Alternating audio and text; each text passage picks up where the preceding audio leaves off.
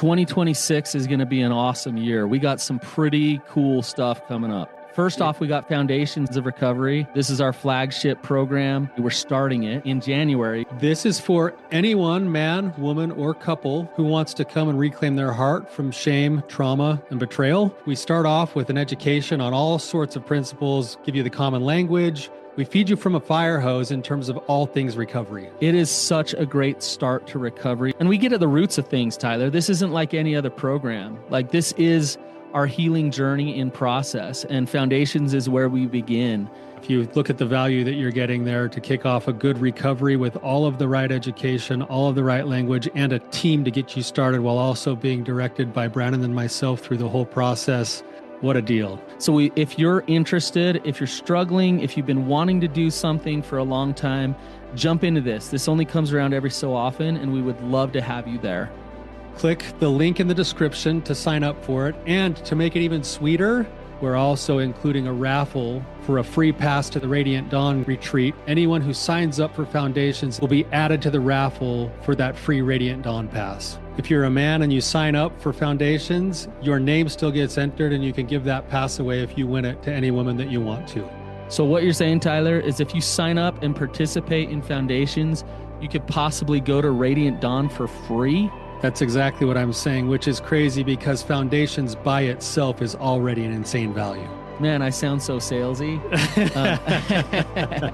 But it actually is awesome. So come to Foundations. And even if you don't come to Foundations, sign up for Radiant Dawn. It's beyond therapy, the best healing experiences that you can have. Click the link below and come join us. Was my whole relationship a lie? Welcome to the Therapy Brothers podcast. I'm Brannon. I'm Tyler. We're brothers. We're therapists. And we know recovery. Bring your stories, your questions, your successes with real recovery.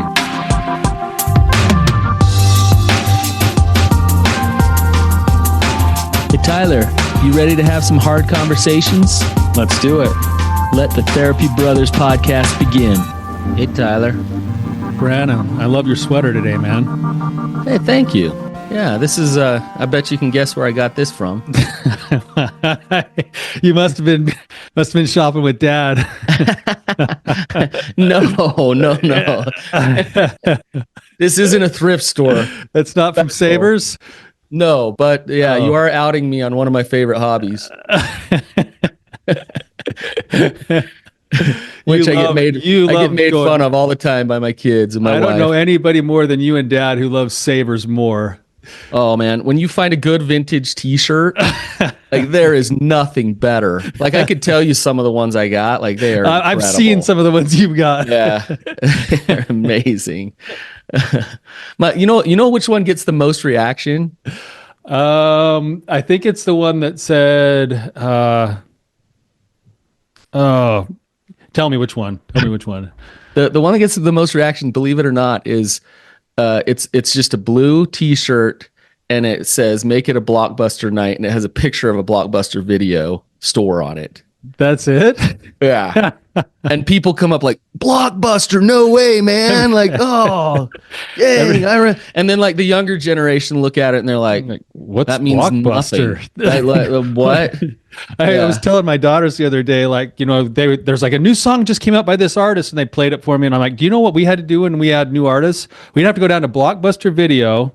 We'd sit down with headphones on. Blockbuster Music. Oh yeah, Blockbuster Music. It would be in the Blockbuster Video store. And then we'd sit down with headphones on and then we'd have to thumb through every song of a whole album. And then we'd have to buy a whole album if we wanted the one song. Yeah. Or like you used to do, sit by the radio with a tape recorder, like, oh, it's on, play. I did do that. You waited for like 10 hours for Red Wine. I think I did. From UP40, Red Wine. Yeah. I remember that. Yeah, that was man. Times have changed. Yeah. Anyways, from thrift stores to Red Wine, here we are. But we could talk all day, Tyler. But let's get in with our guest here and hopefully get down to some things with her, give her some clarity. We have Vivian with us today. Vivian, welcome to the show. Thank you. Thank you guys for having me here. We're really excited to have you. And if you could just give us some background, tell us what's gone on. We don't need a full autobiography, but enough to understand the context, and we'll go from there. Okay, I'll try. So I got married. I met this man. This is my second marriage, and we met like 9 years ago, and we hit it off immediately. Everything seemed so easy conversations and all that. And we got married like a year after. So we've been together for 8 years, and it was an amazing relationship. If you would ask me, I would tell you it was the best marriage I've seen, other than my parents. So it was really incredible. We always got along. We had 2 kids. I have 2 kids, and he had 2 kids, and it was a wonderful blended family. The kids felt like they knew each other since the very beginning. So we built a really beautiful life. We actually built a company, and we got like 3 houses together. And before, we didn't have much, so it was only growth, and Nice. yeah, like really always together, doing all the things together, traveling a lot together, cleaning the house together. So it felt very real, very intense, very true to me. And going back, maybe that was June 2023, the company was going through a very hard process, a lot of stress. We were being sued by these workers, and we started getting a lot of stress around the house. And I worked in the company as well. So we worked together as well. So we, married and working together in the same company and all. And that time, one day, when it was my birthday, actually coming back from our dinner, and I got home, and those times I've been getting some emails saying that John was seeing this woman, and like she was a hooker, a escort of some sort. And she sent me those emails, like the emails made no sense. They were very crazy. So even though it could be true, but they were very crazy all over the place. She would call me names. She would call him names. She would make stuff up, but there were some real stuff in the beginning, in the middle of it. And there was a lot of harassment. I started receiving a lot of text messages, a lot of things going on. He sworn everything that never happened, that he never knew who that woman was. And it's probably these people that were suing us that was trying to, make his life difficult in a personal level as well. And since there was zero red flags in our relationship, ever, I cannot remember one thing that I said to you, that made me think, never happened. So we got a detective. I wanted to hire someone to figure it out, like how, and I got these messages from tons of different numbers. So it looked like a scam. So I got this detective. They found out who the person was, and we got a restraining order. This person came to my house, broke the cars in the driveway. My daughter got panic attacks from this. It was a horrible thing that he always denied. And I believed him, and the detective didn't find, like, there wasn't nothing of them together or anything like this. So we were able to stop the harassment, the emails, the texts, and that was it. So we've traveled right after this. We go to Italy. We go to Tuscany for my birthday. Also, it was my birthday trip. And in there, I find out that all those things were actually true, because I saw something on his phone. And that was horrible, as you can imagine. It was the beginning of our trip. We're supposed to be there for 15 days. I decided to stay for the trip regardless, and that forced us to talk. So because we were with each other all day, so we talked. And I said, I don't know what I'm going to do. I have to come back to the States and see what's going to be. When I got here, I did a lot of, I always did therapy, but I got even deeper into my therapy, and I, like, stepping all over me, I decided to stay because I thought what we had was much bigger than that. He said he was stressed, then he went for the easy thing, and whatever things he said. And I said, okay, I'll stay if you stay in therapy, if you start therapy and you figure out why would you jeopardize everything we have because of this. And so it took me maybe 2 to 3 months to come back to me and like to be able to look at him again and, accept that and actually accept that I had accepted it. Mm-hmm. But I did. And he was going to therapy and I felt like, maybe that was only one thing and all. So I stayed and I trusted him. I never looked into anything. I never looked into his phones. I never looked into his emails, even though I had access to everything. I never decided, well, if I'm staying, I better trust the relationship I'm staying in. And I did. And for 1.5 years, I was sure that everything was perfect again. Like nothing, didn't notice anything until something else happened. And one day, out of the blue, we had just come home from a walk. I found his phone blinks, and I see a message there that was very much like the same messages that were being sent to me back then, like and then that was the end of it. And I confronted him, and again he's denying, and then it came to me like all the lies that were told to me back then, because for me that was just one thing, one time. Got stressful, even though I don't agree with any of this. I can understand people fail. I'm flawed too. But this time, not only I found this, and I went to his emails, and I saw that he has this addiction, and from head to toe, all his emails through the months, every day he was reaching out to some women out there, some escort, some kind of service. So my my question and my thing is like I don't know if what was worse for me, if was what he did. I understand and thank you guys, because your podcast this happened 6 months ago. Right? So it was on September 22nd.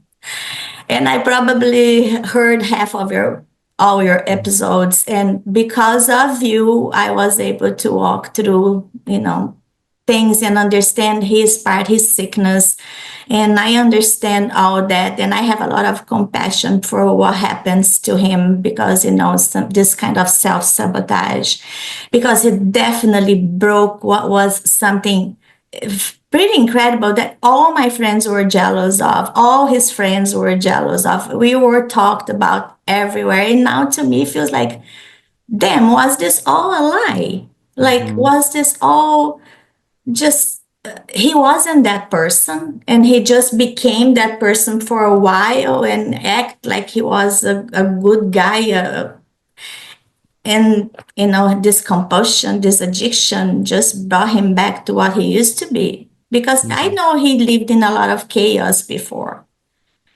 And I keep looking for some closure, which I don't have, because after he did all that, his actions afterwards just kept making things harder and harder and harder, because he thinks it's not what he did, it's my reaction to what he did that's a little too much. Vivian, where are you at now in terms of divorce? Are you divorced? Are you I'm in not process? divorced. Very slow. I filed on October 6th, right after I filed, because I had no doubts. I had given him a chance back there, even though I didn't know that he had this addiction. He knew, and he could have done something about it. He could have trusted me. He could have trusted my love, because I stayed. And he didn't. So I think he made that choice every day. And now it was time for me to choose myself, also. So the divorce is very slow, because I didn't want to serve him. I waited for them to answer. So it took them 2.5 months to answer. And now, since we have this company together, there's some issues in there. He wants me to waive my rights, which, yeah. Right? So yeah, it's slow. So it's in the very beginning still. Okay. But it's been filed and divorce is happening. It is happening. Yeah. Absolutely happening. Absolutely happening. There's no way I couldn't live with myself. I don't think so. Mhm. You know, Okay. So after this, yeah, I'm sorry. no, go ahead. Go ahead. I was just gonna say, like the things that he did afterwards, this all happened. The first thing I did, I gave him a chance to call his kids and tell them what happened. And he never did, but he called the kids because he was drunk in a bar the very day after. And he told the kids that he screwed up, that he was going to kind of kill himself or something like that. Then the kids called me. They're not kids, they're 24 and 25. Right. But, and then I said, no, something it is happening, but it's up to your dad to tell you guys what's happening. And he never did. So I called every single one of the kids and I told I just wanted them to know why I was leaving their house, their life. Mm-hmm. I wanted them to know the real reasons, because it wasn't like I didn't come here to play, stepmom for a bit and leave. I know I gave a lot of structure to those kids and I love them. I really do. Right. Yeah. So yeah. Yeah. Okay. So I'm hearing that the divorce is moving forward and you feel grounded in that decision. That's going to happen. You feel good about that. But in the process of that, there's also an emotional process, and you're kind of having these waves of emotion of, was it all bad? Was I blind? I thought we had this amazing marriage. Was there anything that was true about that? And will I ever look back on our relationship with fondness, or is it going to be tainted for the rest of my life? That's kind of the wrestle I'm hearing in what you're saying. Is that pretty And it close? is, and I have had this talk to him. Like I said, I asked many times, give me one thing that is true. Like tell me one truth so I can, make sense of this. So of course he won't come up with anything. Like I had a simple question, like when did that begin? You were always like this? Like was throughout our marriage? Just give me something so I can, have an idea. And he never said, no, that wasn't like that. That must have started like 2 years ago. But that is not true, because I found proof way back, maybe 4 years ago. I have proof that that was already happening. So I don't have any sense. Vivian, were you his second marriage? Yes, his second marriage. Yeah. Do you know why the first one ended? She's sick as well. She's an alcoholic. So Okay. So yeah. it wasn't that he was cheating and those things happened in his I first marriage. I do not know the particulars because I never really got. I know the story because of the kids. I always respected the stories from the kids and from him match. Gotcha. Uh, But there could have been something that you don't know it about. could have been, yes, Okay. absolutely. Yeah, I just never kind of questioned. I thought, he ended because of alcoholism, and that was Okay. it. I just have one kind of observation and then one question for you. Um, what I'm observing, Vivian, as you're talking, is just a natural state of grief that you're in. You're in a state of bargaining. You're trying to make sense of it.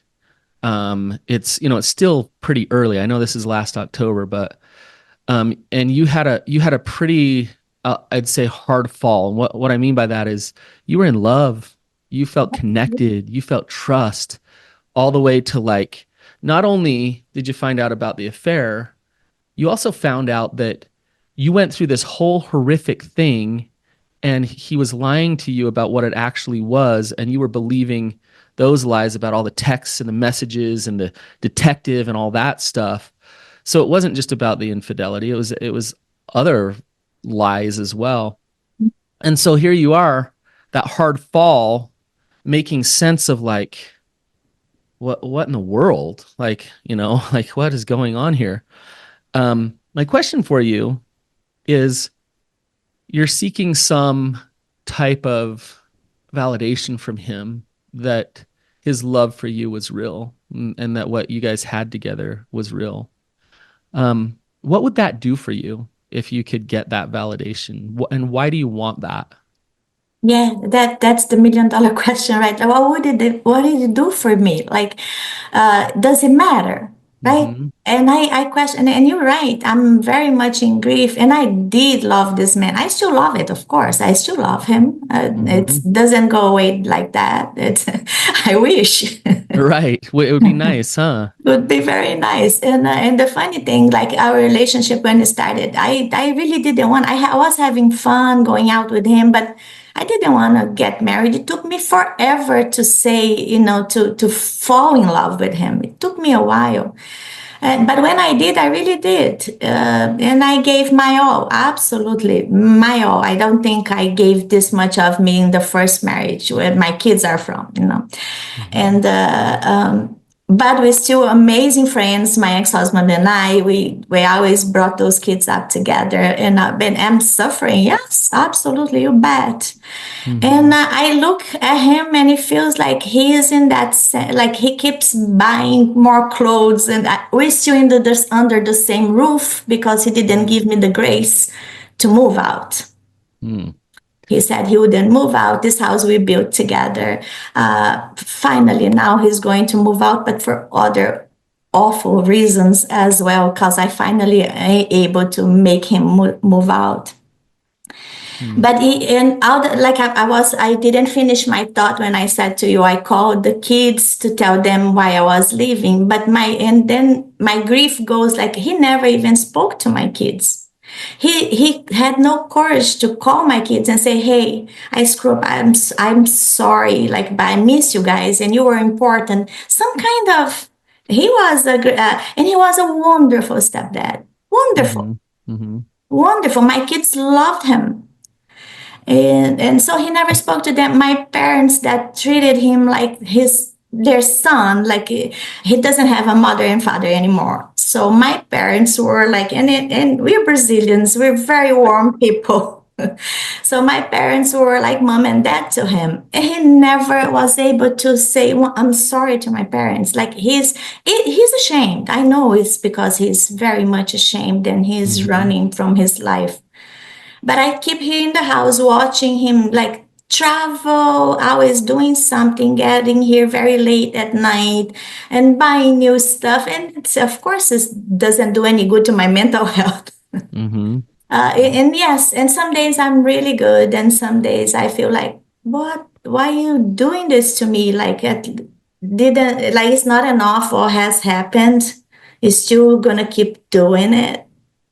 So yeah, there's that, and I don't know what his closure would do to me. And of course, would I believe it either? Because how can I believe in anything this man says, right? Right. Nothing. So I don't know. I think it's a hang up inside my head that if he would say something really beautiful, I would just yeah, you're right. It seems, and I'm going to take a stab at this a little bit, Vivian. I think it's number one, just reemphasize what Brannon said, that it would be really normal to be in the space you're in right now. And anybody in your shoes would be asking the same kinds of questions that you are right now.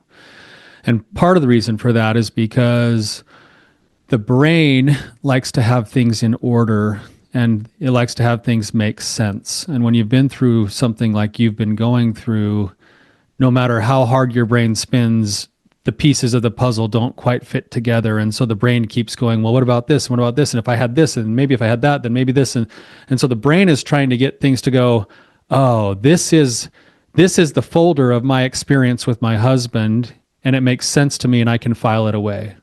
And right now it doesn't have all those pieces put together, so it keeps trying to spin. And I think another part of maybe what be going on here, and just try this on for a second, is that when you're making a choice to get divorced, then you start looking back at the chapter of this marriage, and all of us, everyone as a human being wants the substance of our lives to have some kind of meaning.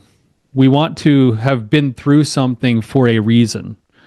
And so I hear your brain trying to turn to him to give you proof that your marriage had a reason.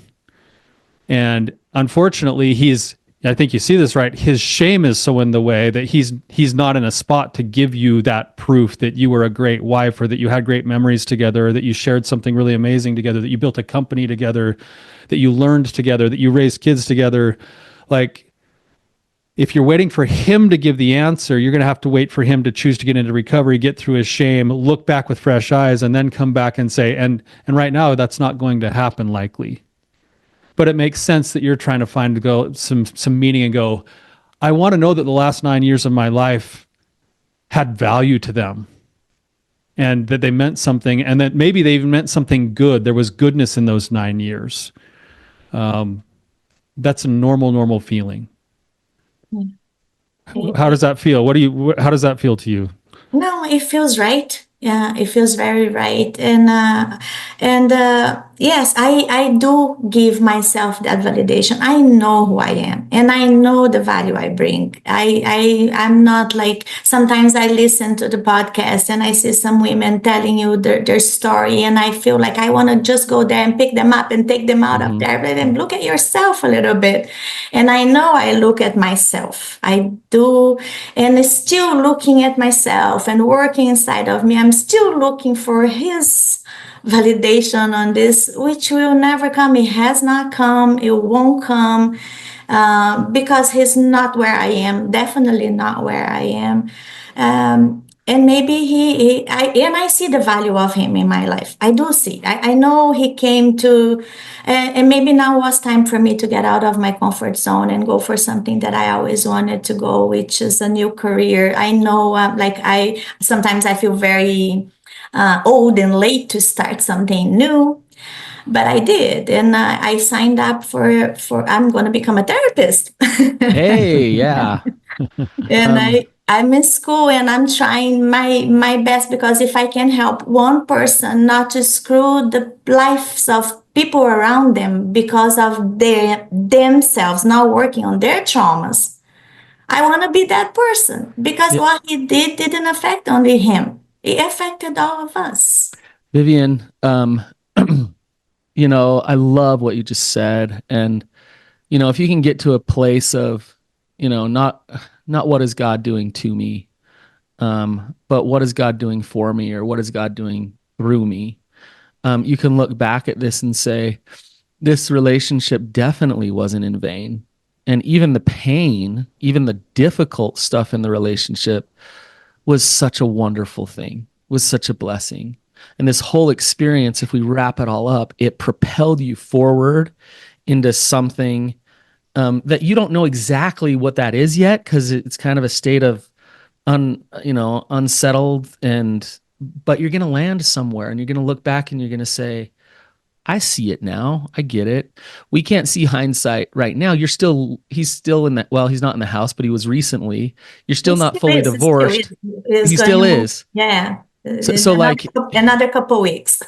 Yeah. It's like, I think of when I worked hospice as a therapist for a hospice company. And so I worked with a lot of people through the grieving process, and some people would grieve a lot better than others, and it worked for them well. And me working in hospice actually really helped me as I started working with betrayal.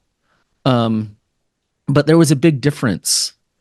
When somebody dies, it's hard to stay in some sort of denial about that, right? When your marriage ends, but he's still living in the house, you're still interacting with him. He gives you that smile that you used to like a lot. And like, he's still there. There's still like, you still get a taste a little bit of it, right? And so then it's natural to go to a place of yearning or even denial about the actual situation. And the actual situation is that he's mentally ill, and he is not built to be a husband and a good father right now. Like, that is reality. And I love, Vivian, that you got those divorce papers and you said, I'm standing up for myself. I know myself. You having boundaries and knowing who you are does not take away that you get to go through the grieving process. you still get to do that, even though you're having these boundaries. And it's so difficult because it, in some ways, almost feels like you've done it to yourself, but you haven't. See what I'm saying? Um, so yeah, step by step, things are going to happen that are going to make it easier for you to settle into this is the reality. And I'm not just in pain all the time, but step by step. He's out of the house now, right? Oh no, he's still in the house. He's still In a couple of weeks, Couple weeks. Couple weeks he'll be out. But like little things like he didn't even talk to the kids, or he, that Vivian is actually some denial about who he really is and what's really and who you've been in a relationship with, right? Do you see that? Yeah, Yeah. I see. It's almost like, and that's and that's where I feel like, but was any of him real, or this now is him? I think that's the hard question. Yeah, That's a question that we hear all the time. yeah.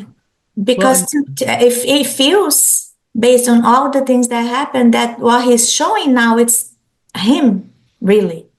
but and maybe that's him now. Maybe he's progressed into this unempathetic, just selfish place, and maybe he wasn't that 9 years ago when you met him, or whatever, right? Like, and so maybe through time he's become that, but at the beginning that love was real.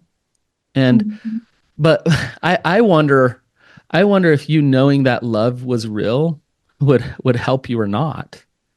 Mm, Do you see what I'm saying? I know what you're saying, and yes, it's a good question to ask myself because, yeah, it doesn't really do much. Because If then what? Vivian, if I It's could not. just if I could give you pure proof, just like I could hand you something and it's like all the love and everything that was absolutely real, would that just give you more hope and yearning and wanting for that relationship to come back? No, I think that would just tell me that's not the love I want for me. If there was love, it's not the love I want, You're because not settling. I want all that we had, but somebody that's loyal behind my back, right? Because I thought he was. I never saw otherwise, but it's not. And the proof is here. So you feel, and now it's like, I don't want to lose my trust in men. I don't want Right. to think that our men are like this. And he was a wonderful man that always thanked me for everything I did, always complimented me on stuff, always put me up, like never. So he did all the right things. And now it's like that little thing. Well, the next one that says all this stuff to me, if they ever, is it true? Yeah, Are they right. truthful? Like, who are these people? Like, I'm very frustrated because I don't think, I mean, you always find out something, somebody lied a little bit here, lied a little bit there. I think that's just normal. We all do it. But to this amount, to this, it's just, and not only this, how this happens, there was a lot of money involved on this his search or whatever, Mm-hmm. and it was our money because we built that money, so Mm-hmm. all these things kind of, it hurts you a little more, it always hurts you a little more.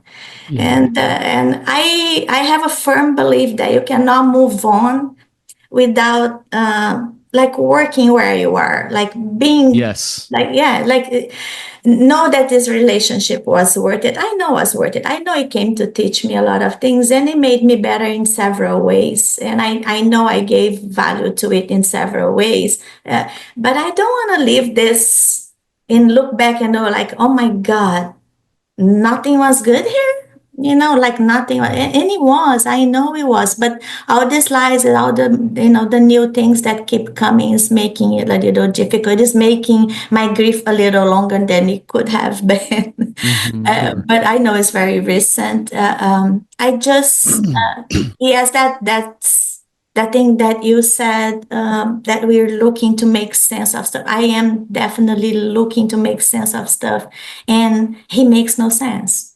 Yeah. So there's no.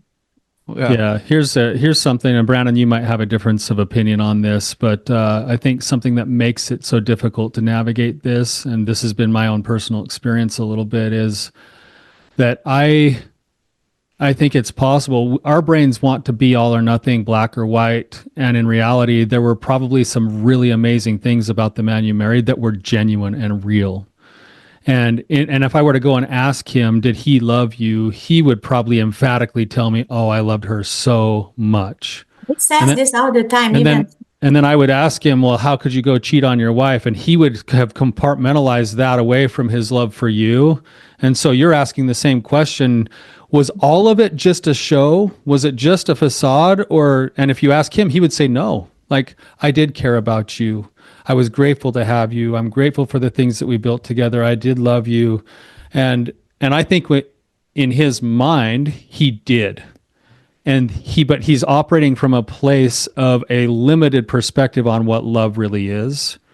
And that's the work he's going to have to go do. And I think that's what Brannon's saying is he was loving you, yes, at the way he knew how. And he had all of these fatal flaws that he never wanted to go to work on to fix. And so he was going to be limited in the way he could love you.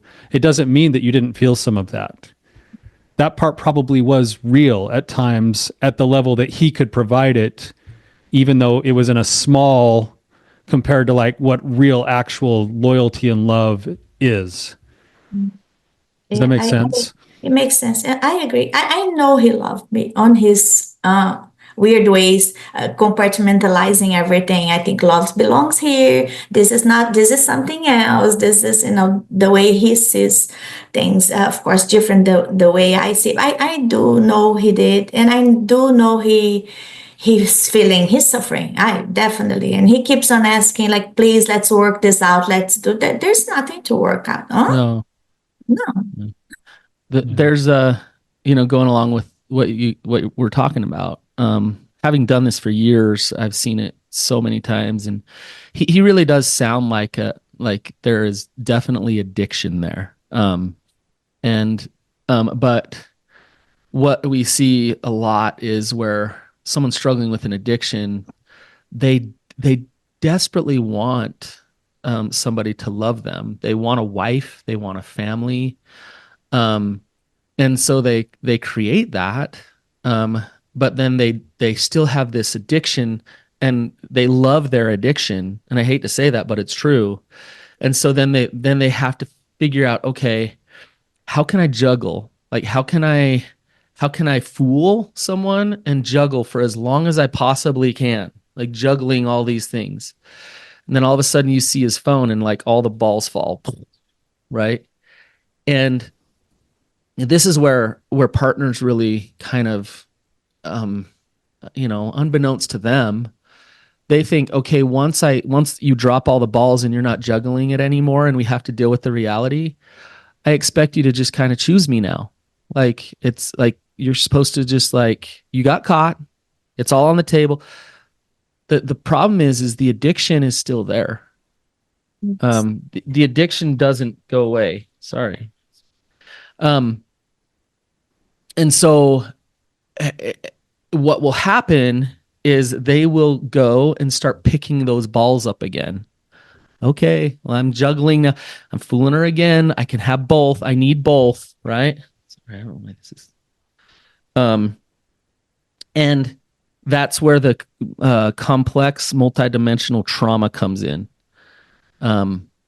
So, anyways, am I making any sense? This is what you're going through, Vivian. It is, and I see I'm sure his addictions got worse now. After all, maybe not the same one, but it changed to others, like to shopping. To every day comes something more and more here, like a lot of shopping. And he had some of those before that. Now that I think of, always buying too much wine, buying too much this, collecting this, collecting that. So I guess it might have changed addiction from addiction. It's hard to think that the person loves their addiction, but I can relate. My addiction doesn't do bad to anybody but myself, because I love ice cream. But But and I see that, and that's the part that makes me, it brings more humanity to this all, because I see him as a, like, with some really big real problem, a good person with a big problem that actually doesn't want to see how profound that is. Yeah. He came to me, like, when in the beginning he would come to me, why my kids are not talking to me? You put my kids against me. I said, I did nothing. And the first thing when I talked to the kids, first thing I said, remember, your father is a good person, but he has a problem and he needs to work on that problem. He never thought that the kids were hurt by what he did. By his actions. Yes. By, ending, his daughter sent me this. But Vivian, do you see, I want to point this out. Sure. Do you see, like, what he's saying is, the problem isn't that I did what I did. The problem is that it got exposed. Mm-hmm. That's the only problem. Classic addiction right there. And that's classic. I don't want to work recovery. Like that energy from somebody is like, I don't want to deal with this issue. I want to go back into this hiding, manipulative phase, right? That's exactly him. Every single thing. It's now that. I think it's so funny when he addresses it as like, I made a mistake. As if you made, like, to me, you make a mistake when you're supposed to turn left and you turn right. That's a mistake. What you did is not a mistake. It's a choice. What? Yeah, like, but it's never this, So the kids were treating him differently because I did something. Yeah, not because of his actions. But Vivian, I'm gonna ask you maybe a dumb question, but have you cried a lot of tears? I cried. I did. Several nights, like, crying. I still cry. Excellent. I still Have cry. you have you been just angry? Have you just felt it inside yourself, just like mad? No, I wanted to. Okay.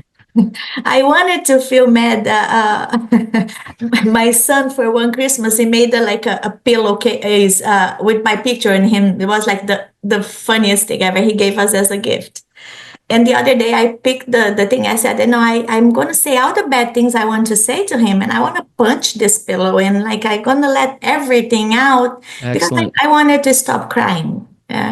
But anger, I didn't feel. I felt more like frustration. Like, why in the world someone does this kind of thing when everything seems to? But again, that was on my view, right? Like, I thought everything was wonderful. He says it was always wonderful. Everybody around us says the same thing. Everybody was shocked. Very much. So I don't know, but yeah, but I do tend, like, to answer your question, I do tend to want to rush my grief because I want to be out of this awful feelings, Well, and the people get it backwards. They think, I want to be okay, so I'll stuff things and act like I'm okay when I'm not, versus like allow myself to be extremely sad.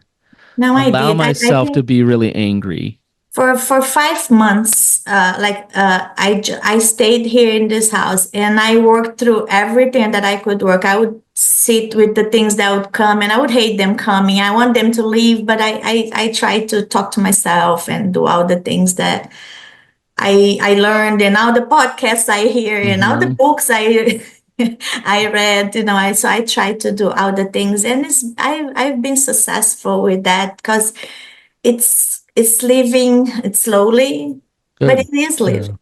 I think you're on the right track. I know we're just about out of time here. I just maybe share one other thought for you.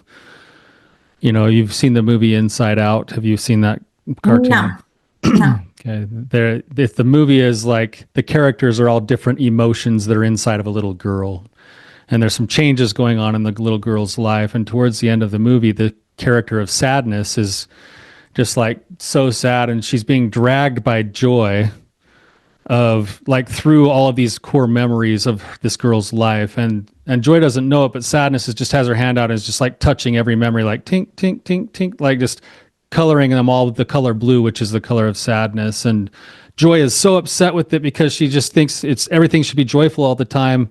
And yet she doesn't realize that those memories might have a little tinge of other feelings like sadness, and yet they can still be really valuable core memories.